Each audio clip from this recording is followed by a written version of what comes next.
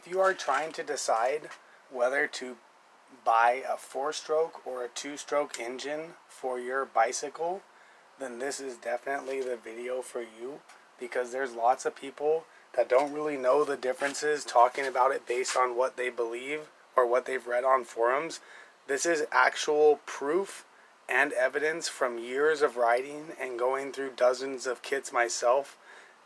And it doesn't matter that I'm a professional mechanic or an engineer. Nothing matters. It just matters that you appreciate the help, and if you ride a bike, you should want to know what is the real proof. And if you're looking for a bicycle that goes 20 miles per hour, then maybe the 4-stroke is a good idea for you. And if you can't understand how to use an on-off clutch, these aren't clutches with gears on a motorcycle. The 2-stroke has an on-off clutch, which you just pull it in, you pedal, and you let it go to start. And when you come to a stop, you pull it in. Even a mongoloid or a 5-year-old kid can understand that. The 2-stroke kit stock, you can get them to go 40 miles per hour. And I know from experience, they're much more reliable. People get worried about smoke. They barely smoke at all. And they worry about mixing the oil. The oil doesn't even matter.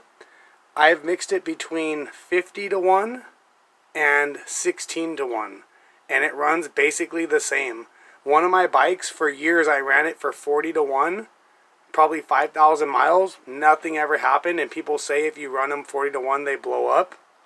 So I'm not trying to say one or the other. The 4-stroke, I probably should have said this sooner, but I'm not even 2 minutes into the video. But you know, people today with their short attention span, they can't focus for more than 5 seconds. So if they've already made up their mind they're going to get a 4-stroke, they probably already tuned out. And watch what happens. They're a pain in the butt. They take so much more effort to install because you have to remove the entire crankset of your bicycle. And then it comes with this cheap Chinese crank. See, on a regular bike, this fits very close.